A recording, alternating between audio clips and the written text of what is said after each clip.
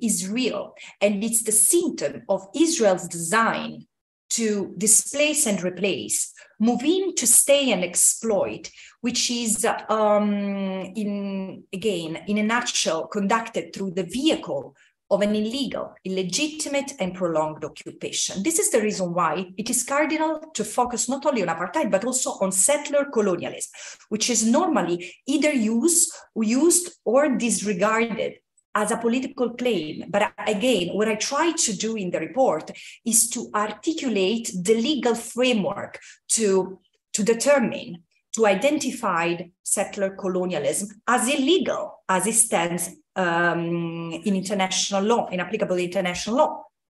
So rather than replacing or challenging the apartheid regime, what I do in my report is to introduce the settler colonial prism to contextualize apartheid as part of an illegal occupation and the panoply of crimes it entails. So self-determination is critical to understand the illegality of settler colonialism. So self-determination is the collective right per excellence, is the right of any people to live and grow as a people within a political community of its own. This implies the rights to oppose alien domination, subjugation, and exploitation that might impede the fulfillment of this right. The law on the right of self-determination has provided the normative drive for the colonization struggle from the late 50s through the 90s.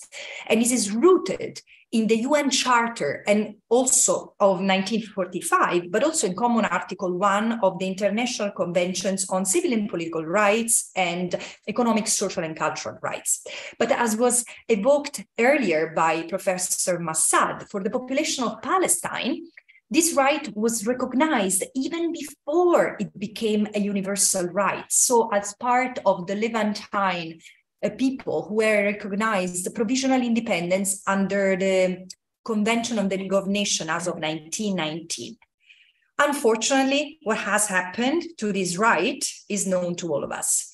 This right still empowers people to determine their political status and pursue their economic, social, and cultural development independently and free from alien interference.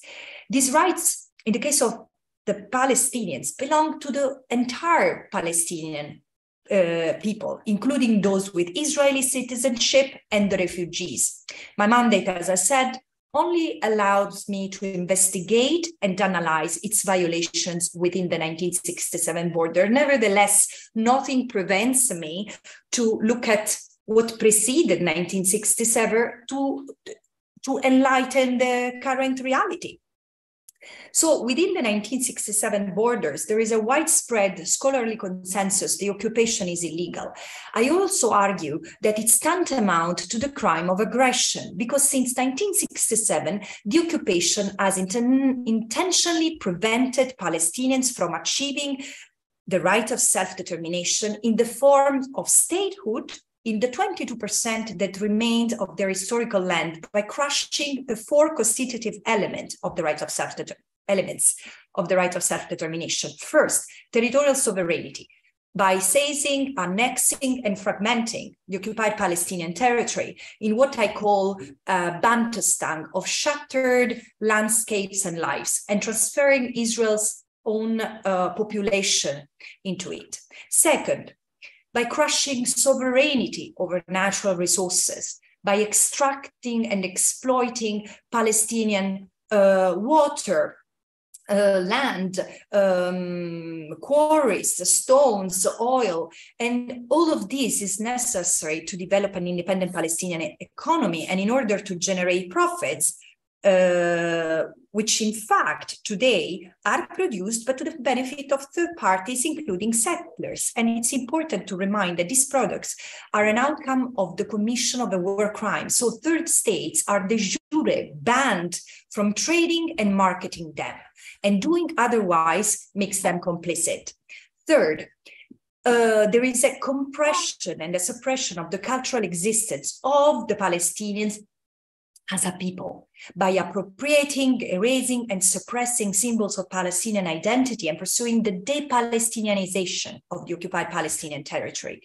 And fourth, the suppression of any expression of Palestinian polity and formation of Palestinian political will, which is the beating heart of self-determination, which Israel violates by interfering with the formation of any political will and repression of any political activity, which is epitomized by a litany of extrajudicial executions and mass arrest and detention of any significant political leader or voice, from intellectuals to teachers, religious leaders, till the outright persecution of human rights defenders and reputable human rights organizations like Al-Haq.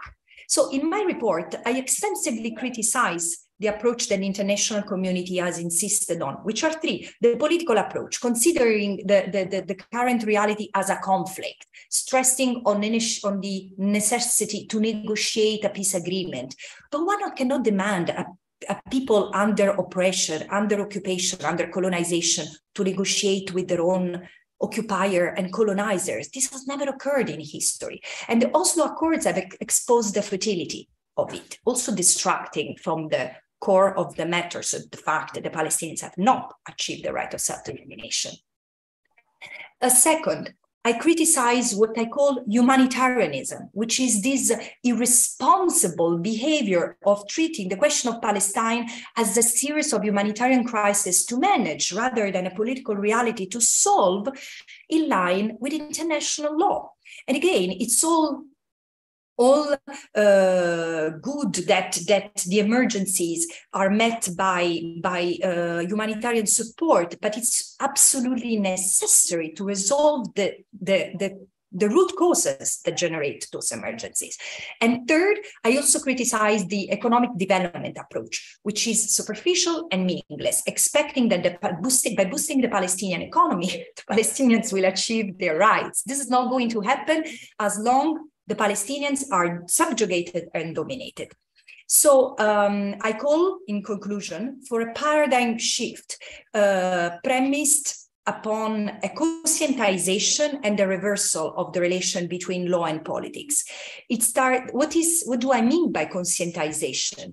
I call to act upon the current reality for what it is: an intentionally acquisitive, segregationist, and repressive regime, which has morphed into an apartheid through a settler colonial occupation. It's not a conflict, as I said, it's a relation between an occupied and occupier, a colonized and a colonizer. So I also argue that the current settler colonial reality entraps both people, because although there is different suffering, agency, and responsibilities, they are all both part of this endeavor. And then I argue that the law is to direct politics and not the other way around. And we need to start by self-determination, which is a peremptory norm of international law, derogation from which is not permitted, is an erga omnes obligation, which is upon all states. And what does it entail? First of all, the dismantlement as a condition sine qua non of the settler colonial occupation and apartheid regime as a non-negotiable condition. And then taking measures and countermeasures that are allowed by the Charter of the United Nations, including the diplomatic, economic, and political measures to restore peace and security.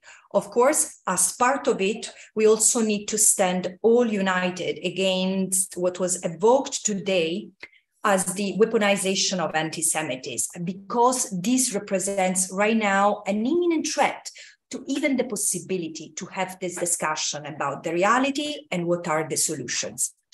And with this, I conclude, thanking you all for your patience. Thank you very much, Francesca, and I was honored to interview Francesca a couple of weeks ago and write an article about that. And without further ado, we will go to Gideon Levy, who we all know, the indomitable Gideon Levy. I cheer you, and please go ahead. Thank you. Thank you so much for having me. Imagine yourself a world in which all the things that Francesca was describing now would have been implemented. We can't ask for more. We are asking only for one very simple thing: implementing the international law. Nothing more and nothing less. But we are so far away. This panel is focusing on ethnic cleansing, and ethnic cleansing starts obviously in 1948. Now, the ethnic cleansing in 1948 cannot even be argued. I mean, it was a very systematic ethnic cleansing. But you know, in wars, there are ethnic cleansings. And in wars, people are leaving their homes and running away. Me personally, in the first Gulf War, I had a baby of half a year. And my family and I, we just fled to the south part of Israel because we were afraid about the Iraqi missiles. Did this prevent us from getting home? This prevent us of our basic right to get back to our home? Obviously not. But in 48, the rules were different.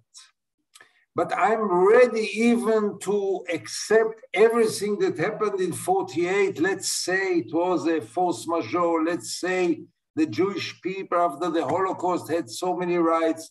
Let's say that there was no other way for the Jewish people but to do all those things, which I doubt. But the problem is not 48. The problem is that what started in 48 never stopped ever since then. And when we speak about ethnic cleansing in 1948, we have to speak about ethnic cleansing in 2022, because the policy, the aims, the means remained exactly the same.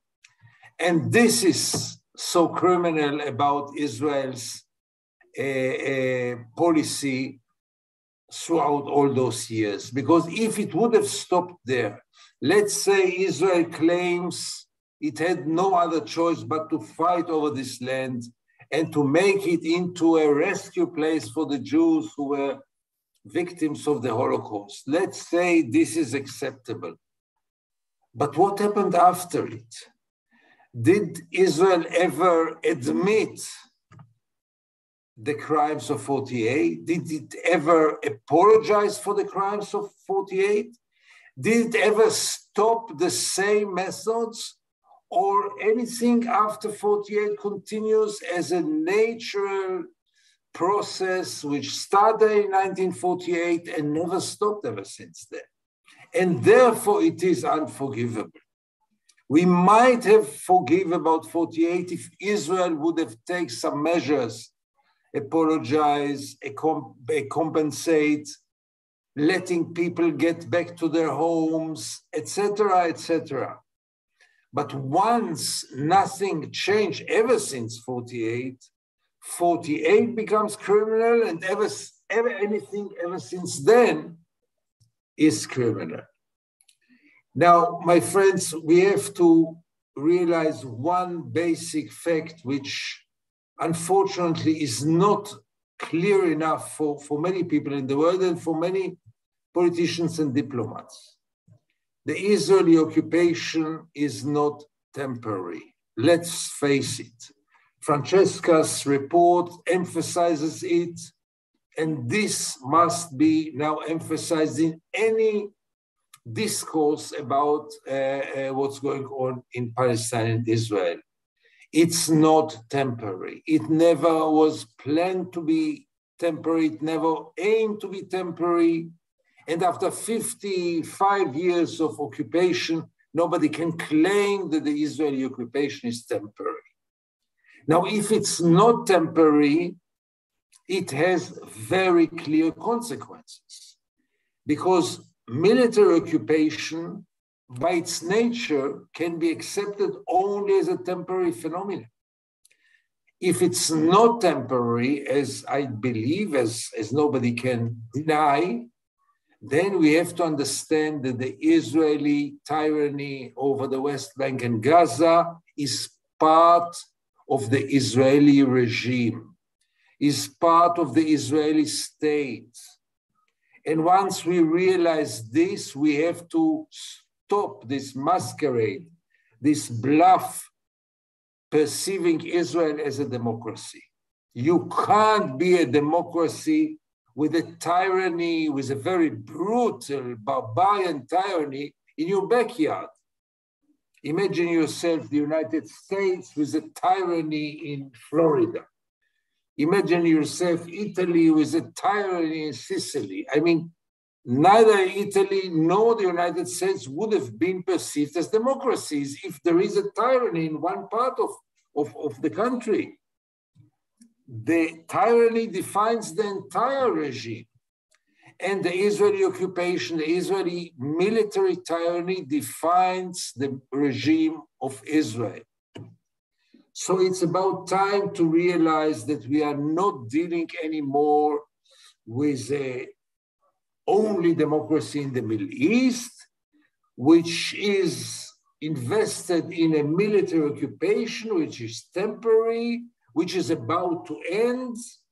And therefore, Israel is part of the liberal Western world of democratic states, the only democracy in the Middle East.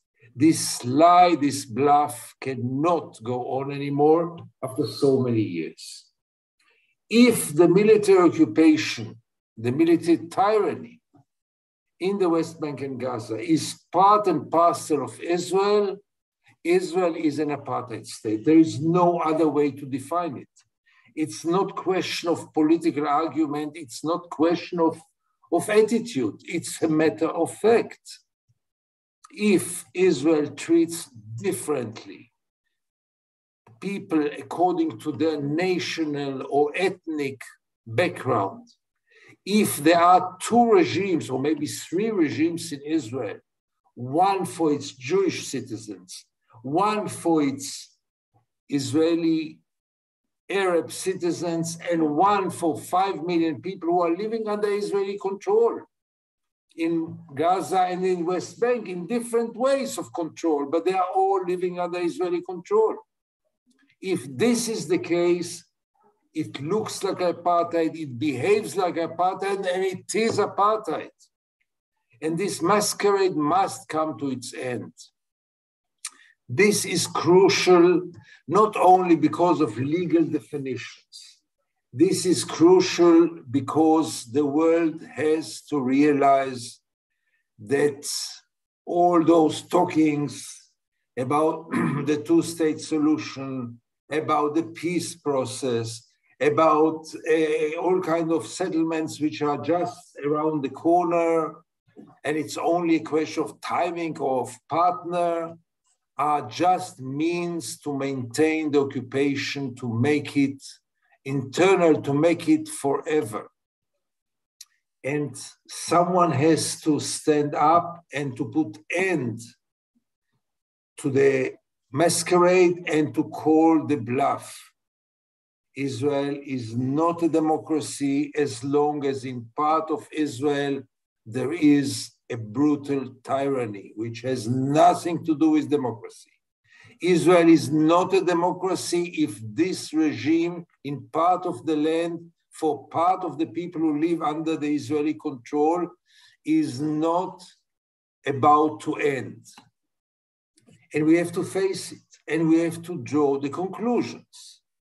Because the world knew very, very well how to deal with the first apartheid state, namely South Africa. Why is the world so indifferent, so paralyzed in front of the second apartheid state? Where are the differences? Where are the moral or the legal differences between South Africa and Israel? There are differences, obviously, they are not identical. But does it mean that both are not sharing the same regime? What does it mean that Israel is a democracy? For whom? For whom is Israel a democracy? It is a democracy for me, the privileged Jew who gains all the freedoms in the world. I can write whatever I want. I can say whatever I want. but I'm a privileged Jew, and I'm not the only one who lives under the Israeli control, under the Israeli government. And we have to realize, those who still believe in the two-state solution, we are living in a reality of a one state, always almost 56 years now. It's a one state. The Green Line is dead long time ago, and there is a very clear reality of a one state. Israel went for elections last week, 2 weeks ago, on the 1st of November. And what was more to demonstrate Israeli regime than those elections? You can go to the West Bank and see two villages, one next to the other. One is an old village, one is a new village, but we don't deal with this now. The inhabitants of one village participate in those elections. The neighbors just across the road could not participate in those elections. Both villages are living under Israeli rule. Both villages are part of the Israeli state. But when one village cannot participate in the elections because it is a Palestinian village, and the other village, which is just a few hundred meters away, can participate in those elections because the inhabitants are Jewish, this is called apartheid. And nobody can deny this. Not to speak about the resources that one village gets and the other one, the human rights that one village gets and the other one doesn't, but the basic thing of participating in elections. How can you call those elections general elections? How can you define them as democratic elections? I really wonder, because this masquerade is going on, and everyone is so happy about Israeli democracy. How can it be defined as a democracy? Go and see those two villages and go and tell me, how can this be a democracy? So to conclude my opening remarks, the results of the elections frightens many liberal Israelis. I'm not one of them. I think the results of those elections just called the bluff and put the truth on the table. We have now the most right-wing and racist government ever, but in many ways I'm happy about it, because the bluff of the Zionist left, the bluff of many Israelis liberal Israelis who felt so good about themselves because they continued the occupation, but they hided it. This bluff is over now. It is over for us Israelis, and it's over for people overseas. Now what you see is what you get. Nobody can claim that the new government, whoever will be ministers in this government, is a liberal government or not a racist government. They, by themselves, declare their racism with a lot of pride. Part of this government are racist, not because I think they're racist, because they are very proud to be racist, because they declare it in any possible opportunity. Isn't this enough for the world to realize what are you facing in Israel and where does Israel go and what does it mean for the Palestinian people? One of the very few and maybe the only people in the world without citizenship. Can you believe 5 million people, most of them without any citizenship? Not a citizenship of any country. People without citizenship. People without identity. Is this acceptable in 2022? This question must be directed at the world, not less than at Israel. And maybe out of those elections, which horrify so many liberal Israelis, maybe something good will come out of it. It will be the right alarm. It will be the last call for the world to realize what is Israel and what should be done about it. Thank you very much.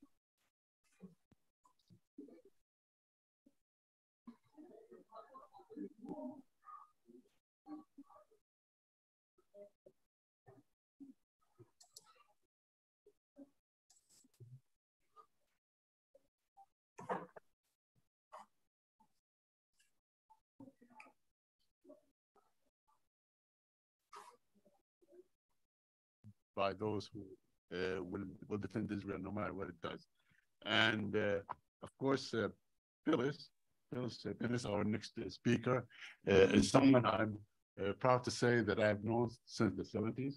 You know, admit that. I want to admit that. I've known for the 70s and so on. And Phyllis is a fellow and directs the new international project at the Institute for Policy Study, focusing on Middle East, U.S. wars, and UN issues. She's also a fellow of the Transitional Institute in Amsterdam.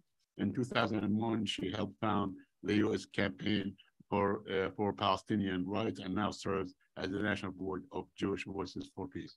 So without further ado, Phyllis, please, the floor is yours. Thank you, Said. Well, and thanks to the Jerusalem Fund, particularly thanks to the sound folks. I know this has been a challenging day, let's put it that way. We've heard an extraordinary set of histories this morning already, from Joseph, from Francesca, from Gideon.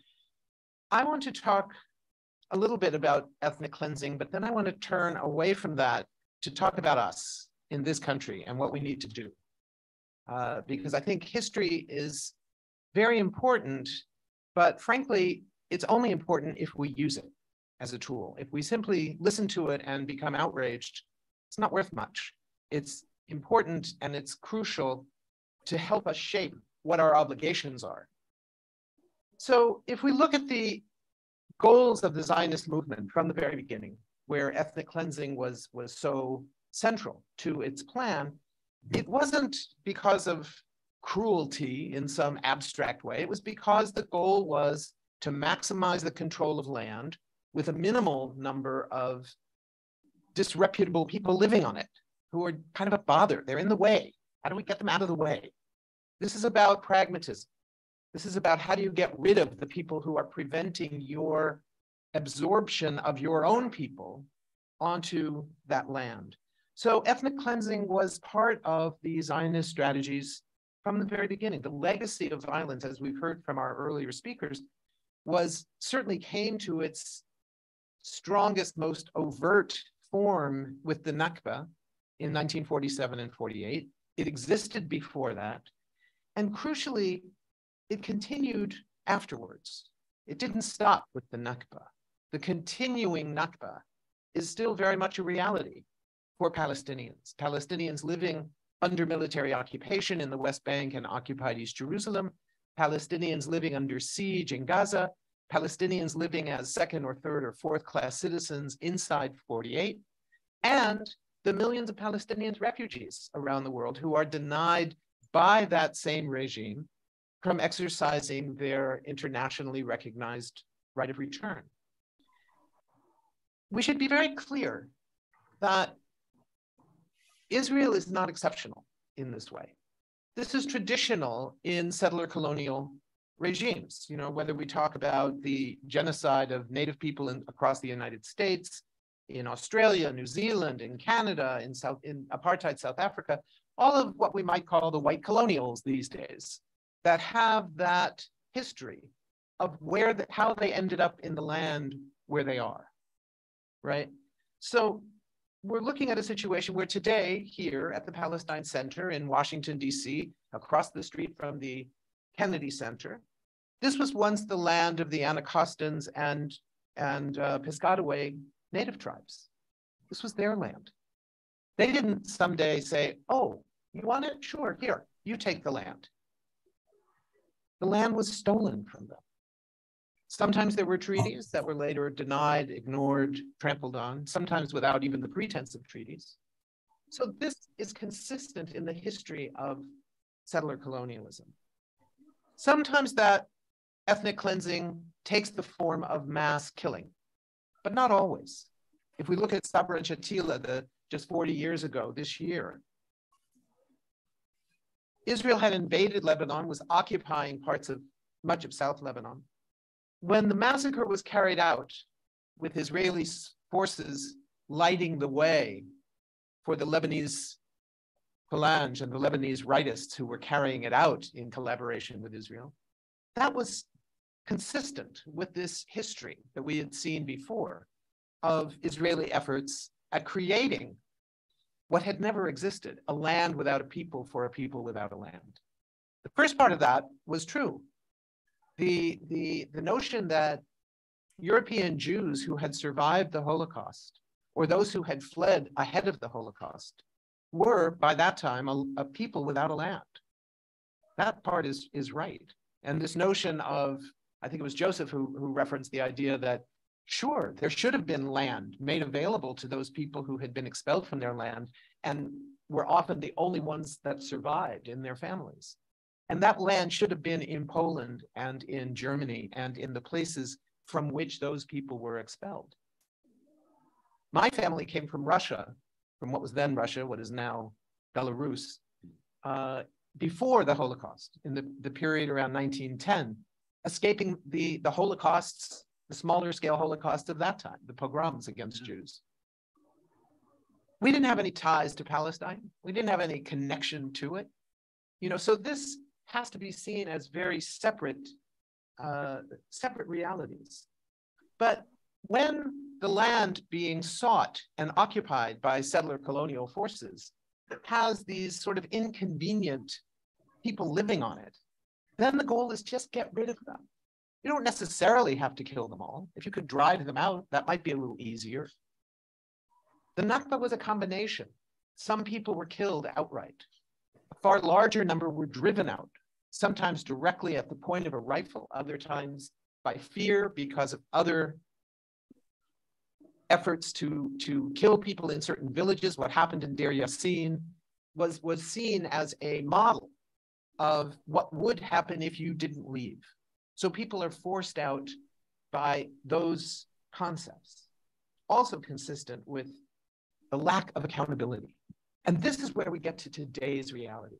The lack of accountability for war crimes, for crimes against humanity, for crimes that are included in the Rome Statute that created the International Criminal Court, of which apartheid is a crime. And there are so many other crimes for which Israel is not only not held accountable, but as a colleague of mine mentioned recently, it's really the opposite. Israel is so often rewarded for the crimes it carries out. So look what happens each time since the Cast-led attack on Gaza in 2008 and 9. And since then, we've had the attacks in 2012, again in 2014, that led to over 2,200 Palestinians being killed, overwhelmingly civilians, and many, many of them children. And then again in 2018, and again in 2021, and this year again, in the spring of this year. In all of those situations, what happens in the United States? We have a few people calling on the administration to call for a ceasefire. And even that is denied. We're not ready for a ceasefire yet. And this is a long-standing history. Condoleezza Rice, famously in 2006 in the war in Lebanon, said, we don't need a ceasefire yet. Because why? There's not enough Palestinians and Lebanese who have been killed yet? How many? What's your red line? How many have to be killed before we can have a ceasefire? We heard the same thing, again, from Condoleezza Rice in Cast-led. And we've heard it from presidents all the way through to President Obama, and then to President Biden, who have all said that we don't need a ceasefire until we do, and then we call for a ceasefire when the balance of forces is on our side, is right. But again, there has never been any accountability in the sense of allowing the United Nations to hold accountable the political and military leaders of Israel who are responsible for the policies that lead to these crimes.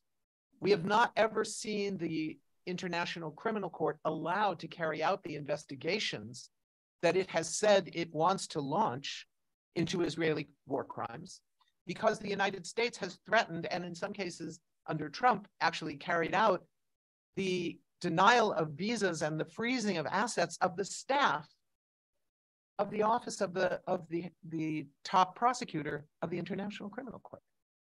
That's a reward to Israel. It's not just not holding them accountable, it's rewarding them for this. So we have a lot of obligations around this. The recent attacks on the seven human rights organizations operating inside Israel and in the West Bank. This was very clearly designed to criminalize human rights organizations, not only for what they do to represent the interests of, in this case, of farmers, of prisoners, of children, and all the other categories, but these organizations in particular were among those that have the longest standing credibility with the international community of governments, including our own. These are the folks whose staff and whose directors come and testify in Congress. They're the ones who testify in the Security Council at the United Nations. And crucially, they are the ones who are putting together dossiers of evidence to be used by and available to the prosecutors at the International Criminal Court. Do we really think that that's a coincidence? There's a ton of human rights organizations operating in the Palestinian territories inside Israel. It's among the best organized in terms of the defense of human rights of any parts of the world. It's partly why Francesca now and Michael Link before her and Richard Falk before him were able to do such extraordinary reports when they were prohibited from even entering the territory. Why is that possible? It's not like it's okay for them to be denied entrance and for Richard to have been arrested, you all know the story, and held in jail overnight in the airport prison before being deported the next day. Unprecedented in UN history. And the UN, I would say, did nothing about it. No accountability. But the reason they were still able to produce such extraordinary reports was precisely because of the incredible work of all of these Palestinian human rights organizations, which isn't, unfortunately, true in other parts of the world, where if UN rapporteurs are not allowed in, they can't do their work. Our folks, they can do their work. It's a blessing. We should be grateful for that. But the reality is we're looking at this effort to shut down these institutions precisely because they are providing that information. So how does this happen? It doesn't happen on its own. It happens because Israel is still protected and funded and armed by our taxpayer money here at home. $3.8 billion a year is the starting point. That's the floor, right? That's not the ceiling. That's the floor. That's what Congress has voted to provide. And it's on a 10-year basis. So this was negotiated under President Obama, $38 billion over 10 years, $3.8 billion a year. But that's always just the floor. Then we add, maybe there's been an attack in Gaza, maybe they used up a lot of their weapons. So let's send another $100 million so that they can buy another, few hundred bombs.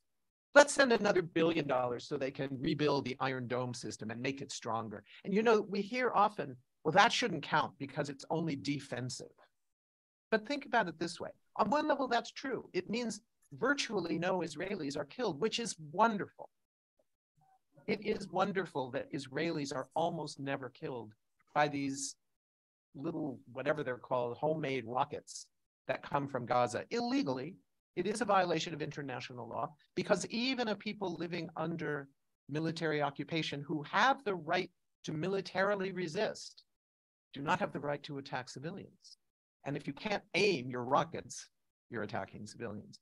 But it's wonderful that Israelis are not killed. But think about what doesn't exist for Palestinians who have nowhere to run, who have no access to shelters, who have no access. What does this say about the US choice of protecting the lives of only Israeli civilians and not Palestinian civilians? What does that say about how our tax money is used in this country with very little opposition? You know, imagine if you're back in the Middle Ages or something and somebody invents shields, right? At some point, there were no shields. People fought with swords and it was pretty much equal, right? Then one day, somebody has a sword, has a shield. And it's like all of a sudden, that's like a whole new weapon, even though it's defensive.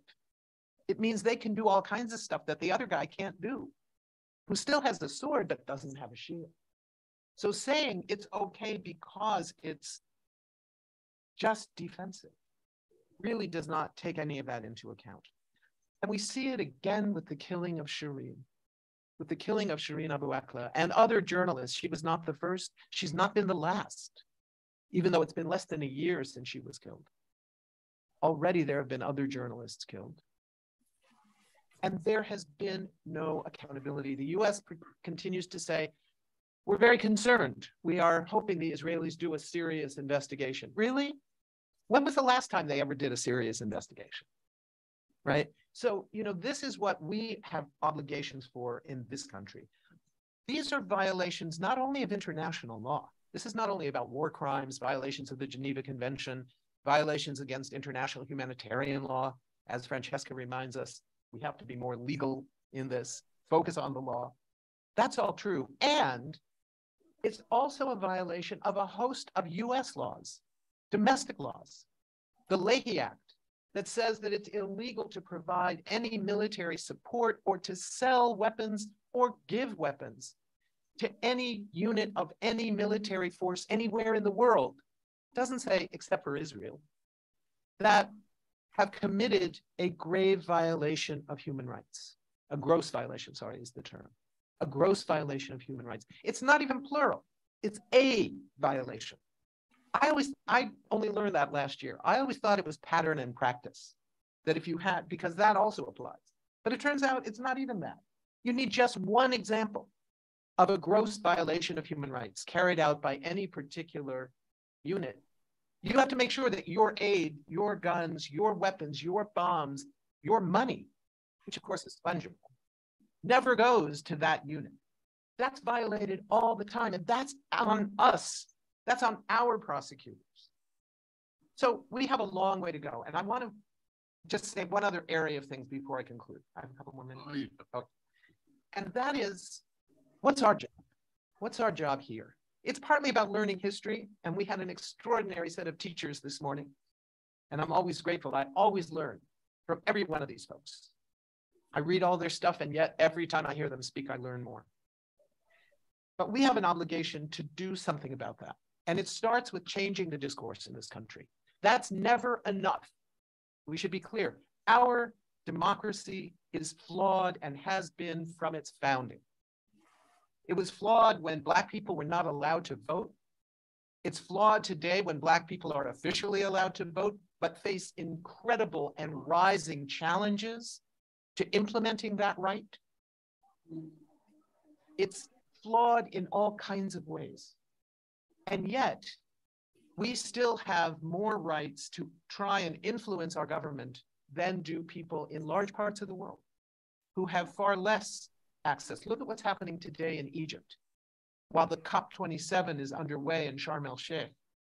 And there's a little UN-defended protest zone where international and a few incredibly brave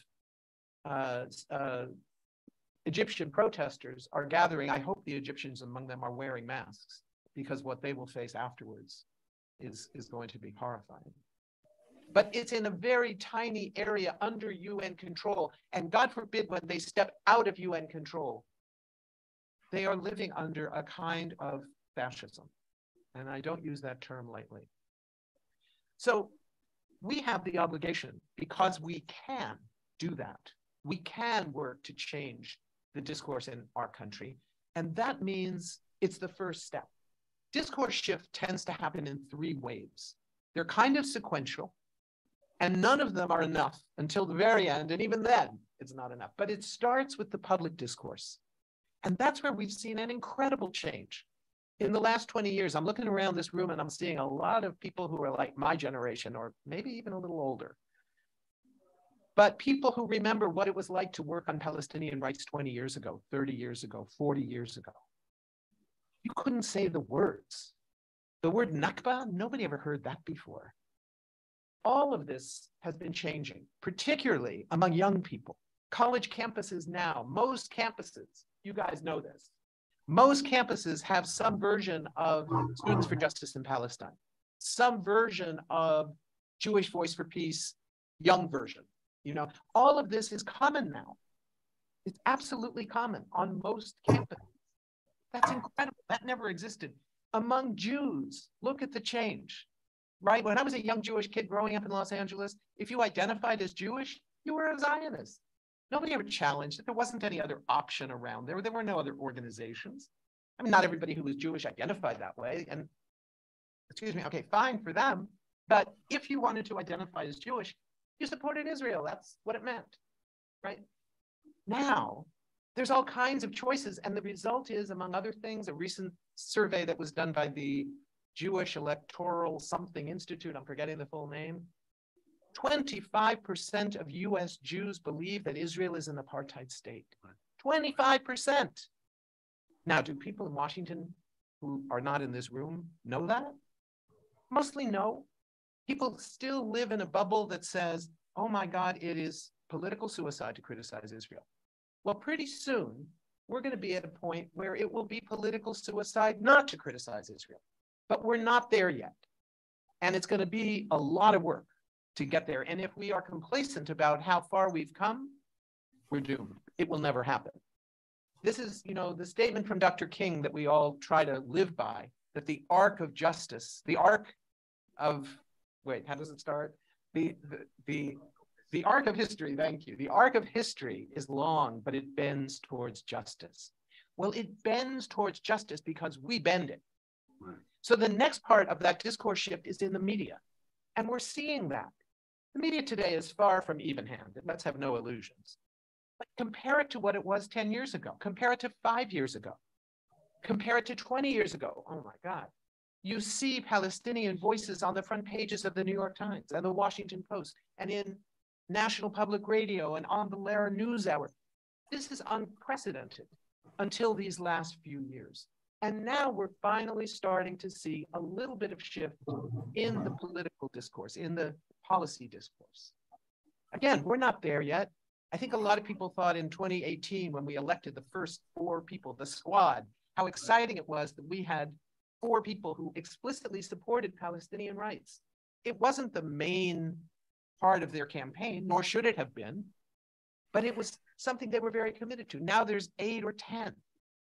But the reality is, we should be clear, not one of them is yet in a position where we can provide enough support, enough electoral support, enough money for their campaigns, that they can, and that they don't have yet enough influence to put forward resolutions that actually have a chance to pass. The one resolution that's been there that you all know about, that was put forward by Betty McCollum, who is not one of the rabble-rousers of the squad. They're all my favorites. They're our champions. But Betty's the one that can get it done. She's as she puts it, she describes herself as a middle-aged, middle-class woman from a middle-class district of the middle of the country in Minneapolis, right? That's who can, at this moment. But let's look at where we see real change. Look at this spring, when there was this, thankfully, relatively short-lived Israeli war on Gaza. And the White House was saying, we're not going to push for a ceasefire yet. What happened? You have 12 Jewish members of the House of Representatives that sign a letter to the leader of their own party, to President Biden, saying, we need a ceasefire now. Now, the letter was not the letter you and I would have written. The letter started with the right of Israel to defend itself, et cetera, et cetera. But they were challenging this refusal to call for a ceasefire. You saw the same thing in the Senate, where 25 senators sent a letter like that, unprecedented, to the leader of their own party. And then, my personal favorite, a public letter signed off by 500 former staffers of the Biden election campaign. The people who got him elected around the country signed an open letter, which was not starting with Israel has the right of self-defense, et cetera, et cetera. It started with, this is something that is connected to 70 years, not 55 years from 1967, but 70 years of Israeli oppression against Palestinians. And they went on to demand the call for a ceasefire. But think about that. It didn't get a whole lot of publicity. These are not elected officials. These were the staffers who work 24/7 for months at a time on a pittance of pay and get these candidates elected. And they didn't feel like it was political suicide to sign off. So that's where we are now. That's what we need to be working on. We need accountability. We need to challenge this notion that Israeli apartheid is either something that you can't really talk about, or maybe, of course it's apartheid, it's a given, move on. No, we're not moving on. The apartheid framework is only useful if we use it as a tool. We had discussions in the year 2000 about whether we should start talking about Palestinian rights in the context of Israeli apartheid. Everybody in part of those conversations agreed it was apartheid. It did fit all the criteria of the international law definition of apartheid. But most of us, and I was one of them in the majority, believed it was not the right time, that we were not yet at the point where most people in this country who we were trying to influence could hear that without immediately getting into the fight over whether that's the right term or not, which is not the point of it. You don't want to be arguing that. You want to be arguing about when apartheid occurs, what's our obligation? That's what you want to be talking about. 20 years later, that's clear. And that's where we are now. We're talking about apartheid. We're talking about the need for accountability. The conditions on the ground are as terrible as they've been. And I am afraid it's the one small disagreement I have with my friend Gideon on this question of the new Israeli government. While I think it provides real opportunities for us here, because it does expose the reality of what Israeli governments have always supported, but it is going to get worse on the ground. And one of the things I think that we need to do is to talk about a renewed call for protection of Palestinians facing that increase in repression that we're going to see. I don't know if it's going to reach as far as new overt calls for transfer, the polite term for forced deportation. Sharon's own old view of Jordan is Palestine. I've seen it now twice in the Israeli mainstream press. Maybe that won't emerge because it's too late. They can't get away with that one anymore. But that's our job, to make sure they can't. And it starts with changing the public discourse, demanding a shift in the media discourse, and working as hard as we can to get to the point where the policy actually begins to change. Thank you. Thank you, Philip. And of course, thank you, Francesca and Gideon. We will have a short period for questions and answers. We will take that time from your lunch period. So, be prepared. We heard from Francesca tell us how the Palestinians are facing a settler colonial struggle. That is really the struggle, and has to be encapsulated in its proper context. That negotiations are nonsense, just a waste of time. We look at all this period, and that came very clear through the report. We heard from Gideon that really this government, in essence, is the true face of Israel. It provides democracy and freedoms and so on for its Jewish citizens, but it works on appetite against the colonized and the Palestinians.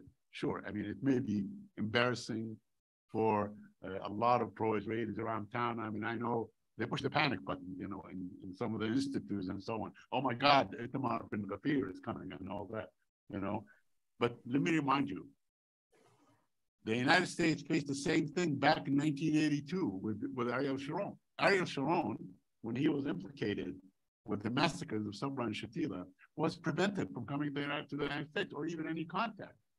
But lo and behold, 18 years later, he was rehabilitated. He was received here at the White House. He became a prime minister. He was, Bush called him a man of peace. He says, I looked into his eyes. He's a wonderful man and all these things. So keep that in mind. I mean,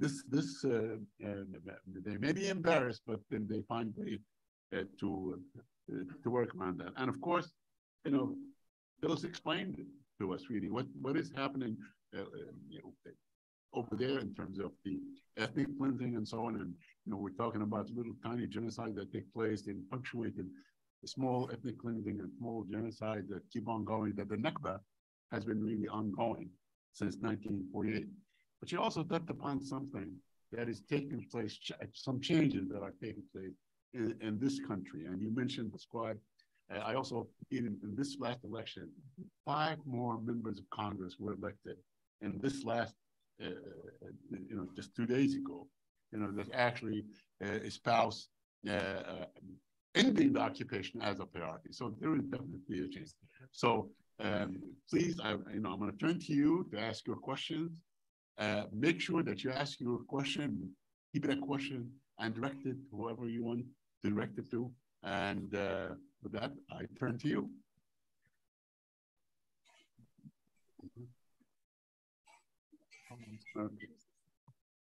I like a Q&A. So I mean, I don't know how to lump questions together. So please make it a question and make it short. I'll begin with you, young lady, right there.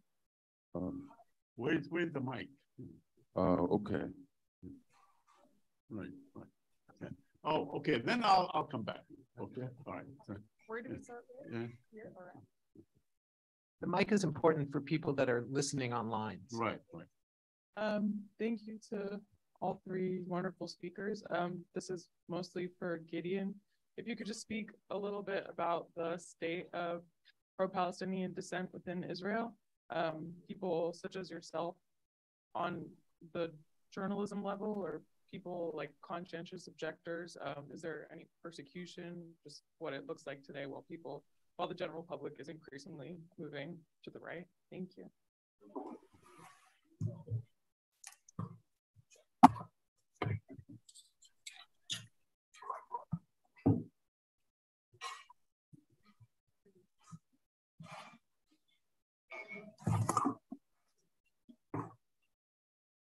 Should I answer now?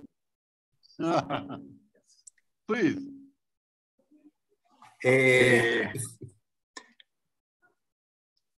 As a Jewish journalist, I'm totally privileged, and I gain all the freedoms and rights, and I really feel free, mainly because I'm also part of a very liberal platform named Haaretz newspaper.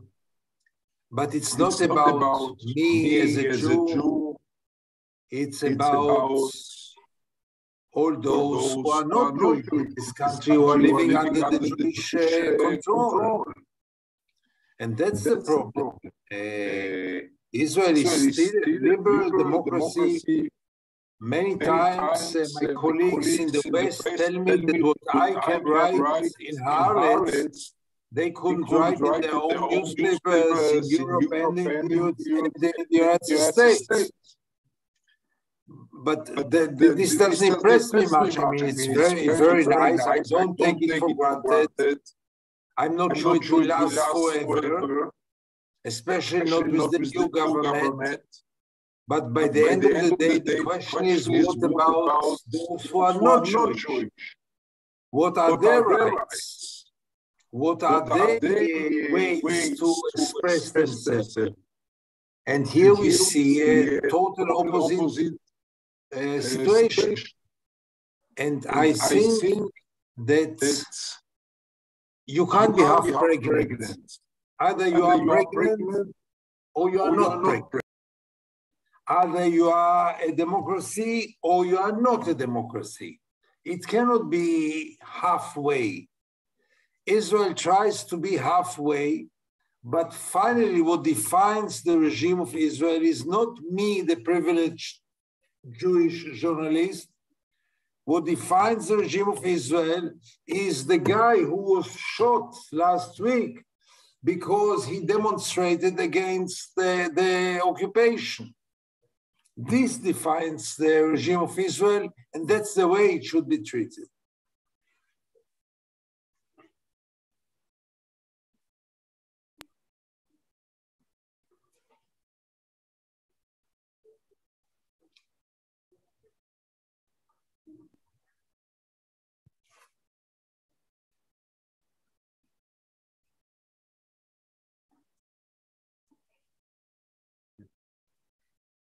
Assalamu alaikum. I want to first give it up to the Jerusalem Fund team, Ruqayya and Ustaza Siham and Firas for putting this together. Thank you. My name is Ahmad Mansour, and we're 3 Gazans here. Very often people call us the Gaza ambassadors. I would like to make a comment to fellas.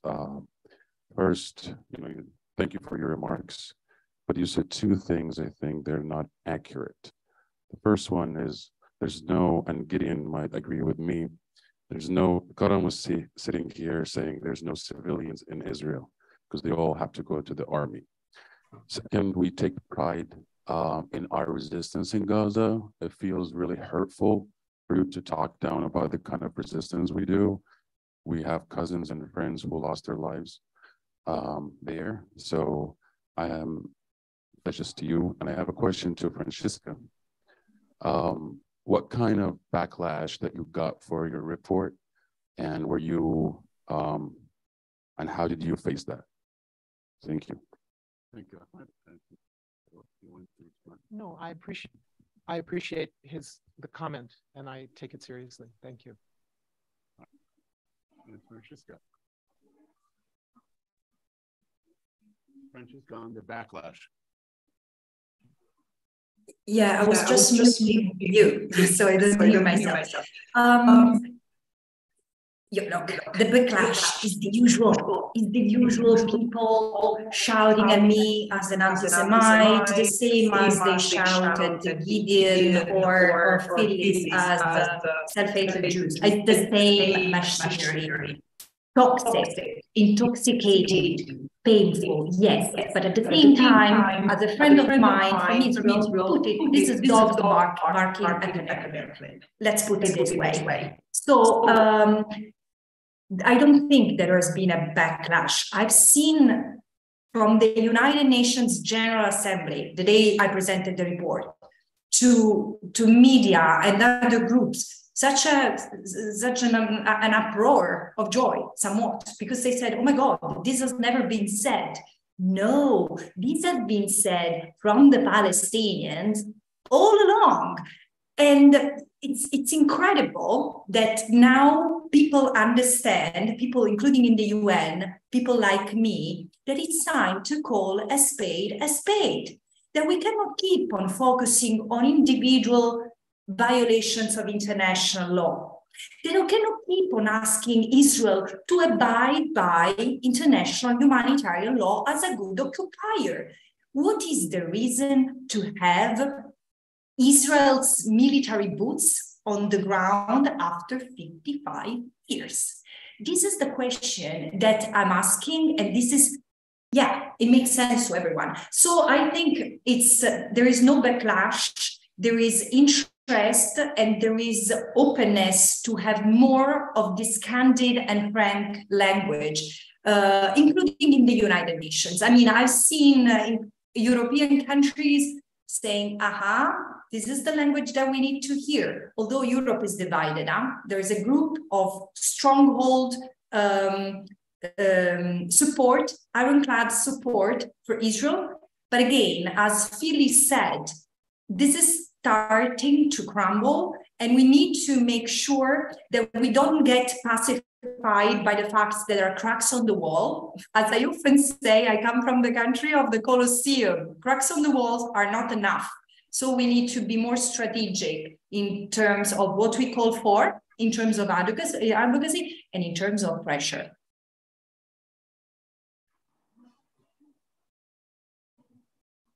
quiet down a little bit because, you know, you're just overwhelming us with your noise. Quiet down, please, in the back. Thank you. Safa, can you tell them, please, quiet down? Thank you. All right.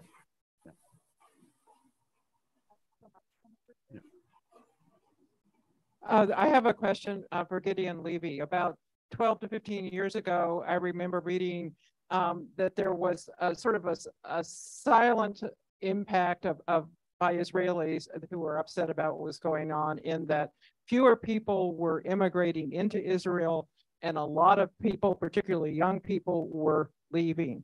I was wondering, as a result of the recent elections or the stuff leading up to it, whether there has been any reaction of that sort, as opposed to, you know, demonstrating in the streets, but people actually moving out or not coming in because they're concerned about what Israel's policies are.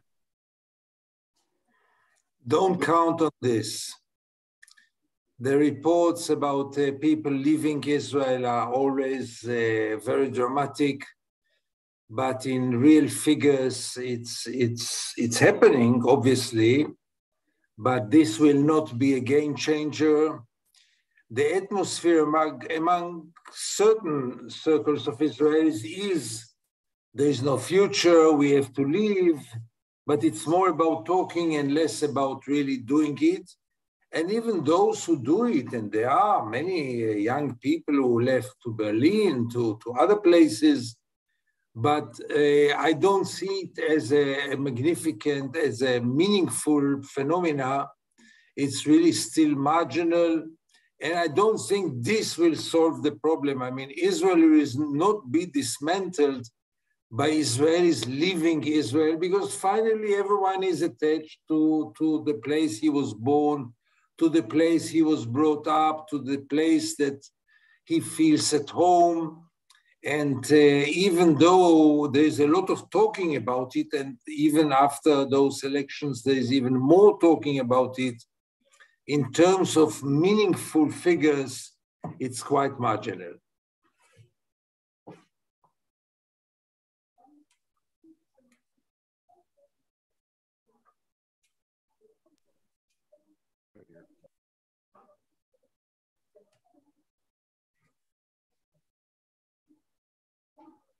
I am a heart surgeon, so I'm a man of peace. I don't mean to declare war or anything with anybody.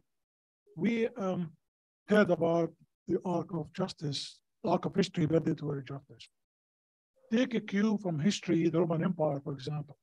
Certainly, the arc of history bent toward justice, but not before many civilizations, many countries, many nations were wiped off of the face of the earth, never to come back. Now, we have on the Palestinian side, and working with them and for them, great historians and unbelievable orators like yourselves, the panel we have here. Question is, like at the time of the Romans, we're faced with insurmountable and overwhelming force. Would the arc of justice of history bend toward justice in time for Palestinians to exist? The history of settlements were, to speak the word settlement at one time, was a dirty word for anybody. Now, we have a settlement named after an Israeli president, an American president, maybe well as well as Israeli. Now, the history of mass deportation, I think now is a dirty word. It is not far-fetched to be reality very soon. I don't know if you want to answer that or comment on it. Or... I think that two things are simultaneously true. One is that this new government that has been elected in Israel is not qualitatively different in terms of its position vis-a-vis the Palestinians as any government that went before it. You know, people sometimes forget in this country that in the first years of after the creation of the state of Israel, after the Nakba, the Labor Party, the so-called left, dominated the governments until 1977. And throughout that time, that's when the settlement process got underway. That's when settlement expansion moved at its greatest pace. And this has been a point of unity. There are differences between Likud and Labor, between all these parties. But when it comes to Palestinian rights and the denial of Palestinian rights and the ability and willingness and so-called rights of Israelis to destroy Palestinian rights and Palestinian lives, that's not different. What is different, I think, is that it may well get worse quantitatively. And that's important. That's important. So, I mean, that's how I see this question of the government. I think that, as you say, the rehabilitation of the Sharon notions of transfer could well be on the agenda. So while I understand the importance of talking about the consistency of Israeli governments, that they have all been committed to getting Palestinians off the land and settling the land in Jews-only settlements, that has been consistent. But that doesn't mean it can't get a lot worse. So I think that was the point. Your point about the arc of history is the crucial one. And it's why the urgency is a permanent feature. When this kind of a brutal military occupation of all the land, not only the 67 land, but the occupation that began in 1948 officially, and began way before that on the ground, when that is a permanent reality, the urgency of challenging it is stronger than ever. So this notion of the arc of history isn't going to change by itself. It's not going to lead to justice by itself.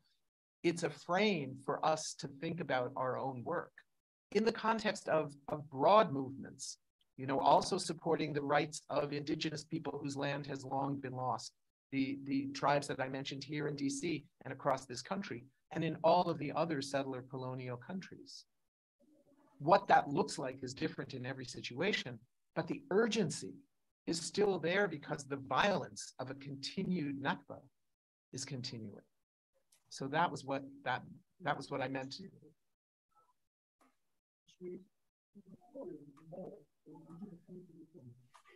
Yeah.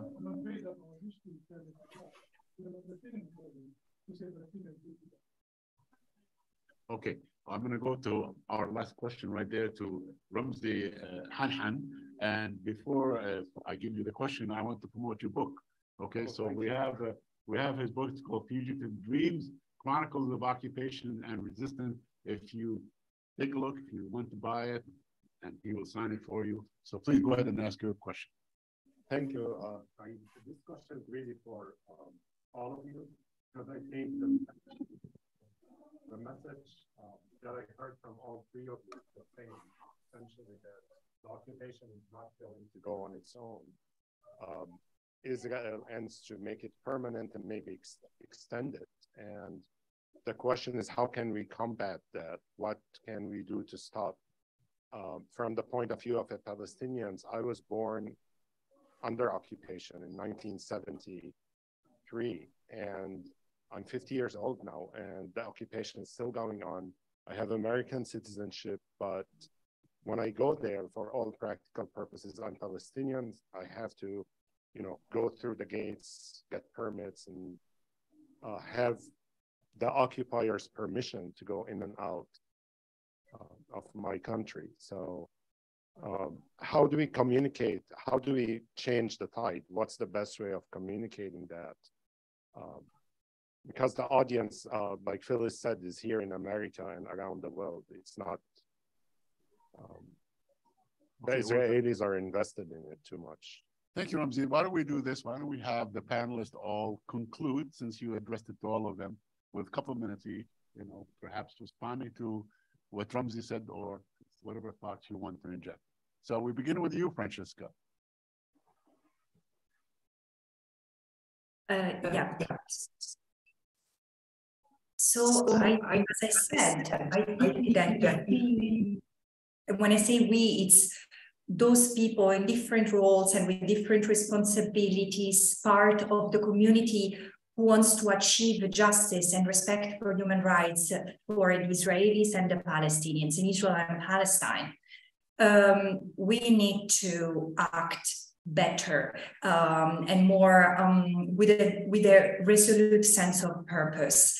I look at the younger generations, particularly the Palestinians. I mean, I'm mesmerized, I'm impressed, I'm fascinated by the way they are organizing themselves, fighting patriarchy when they are in the occupied Palestinian territory, on top of the occupation, on top of the lack of opportunities, and how they are fighting in campuses to resist the ostracism. Don't let them alone. I'm really speaking now to the Palestinian community or communities in the US. You are strong, you are powerful, but use your gravitas, use your political capital to protect them in the US, because they are constantly under threat. And so make your voice heard more, and your support to the Palestinians in the occupied territory. I know that it's strong, but it is to be stronger. And again, it is to translate into political demands, political capital everywhere. And again, we are there. I mean, I'm part of the international community, trying to instigate some common sense among my peers, both in the sense of the Westerners, being myself European, and in the United Nations. But this is, again, what I see as very much needed moving forward. Thank you. Gideon? If you expect the Israelis to wake up one shining morning and to say, oh, this occupation is not nice, let's put an end to it, so you are living really in an illusion. This will never happen. It didn't happen for 55 years, and it will never happen. As long as the Israelis are not paying a price for the occupation, as long as they are not punished, as long as they don't feel it personally, as long as nobody is taking accountable for the crimes, there will be no change. And to expect something to happen from within Israel is really, after so many years, is really living in a dream. It will not come from within Israel. And therefore, the real responsibility is on the shoulders of the international community, of civil societies, and above all, on civil societies in the United States, which is the key player in all this. The only way to make a change, to bring a change, to put an end, is throughout a massive intervention of the international community. I'm afraid to say that words will not help anymore. Israel knew to live very well with all kinds of condemnations by the UN, by the EU, and by the USA. Condemnations are not the way. Once Israel was very sensitive about it, but not anymore, because Israel realized that those condemnations are totally hollow.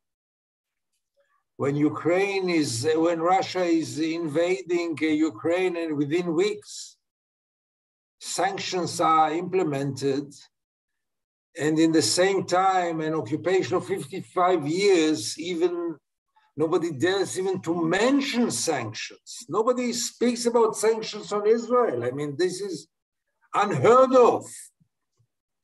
So this is not very promising. The change will come only if the international community will use the same methods that it used to the first apartheid state, also toward the second apartheid state. It was very successful and efficient toward the first apartheid state, and there is no reason why it cannot be efficient also toward the second apartheid state, namely Israel.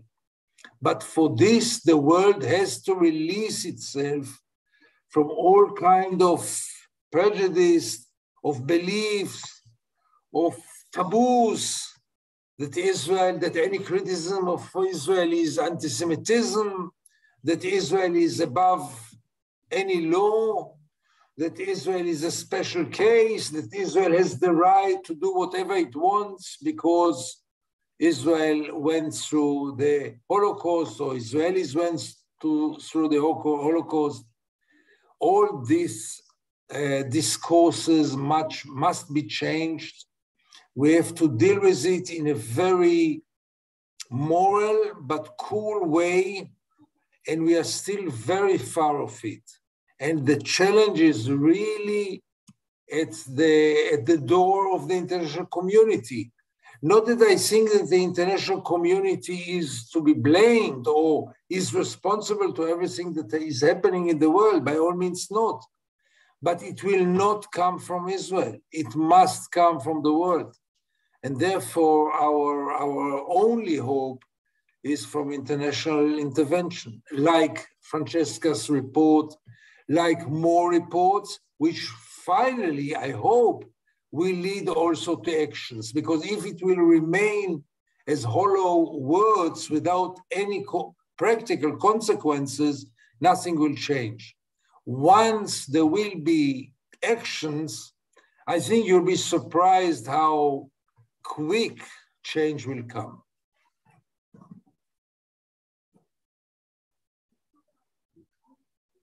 Thanks, Saeed.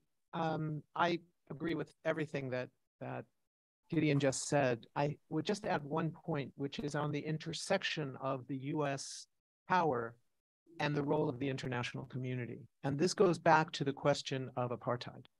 Part of the reason that using the term apartheid is so important is its resonance in this country, its resonance particularly in the Black community, where the core of the anti-apartheid movement in the 1960s and 70s, and especially in the 1980s and early 90s leading up to the fall of apartheid, was so powerful. And it's that for that reason that there was so much resistance to using the term.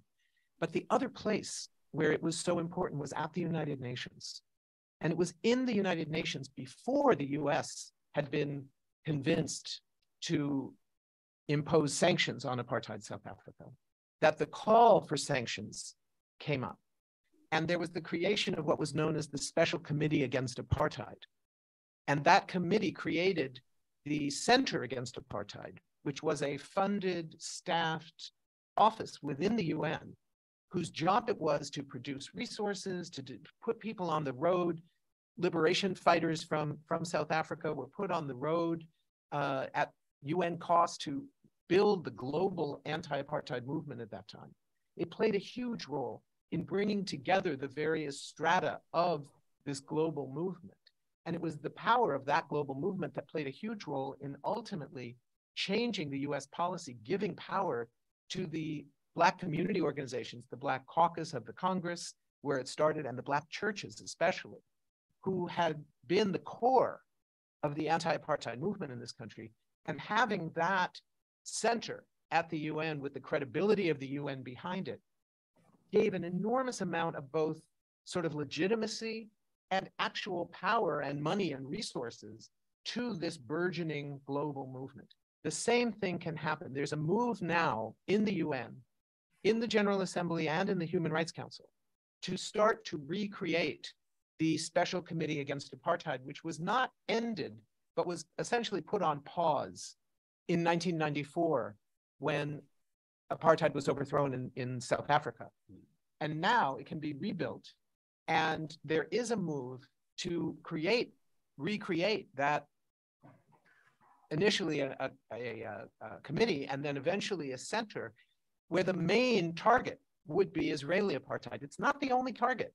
We're living in a world where there are several other examples of apartheid policies and apartheid governments underway.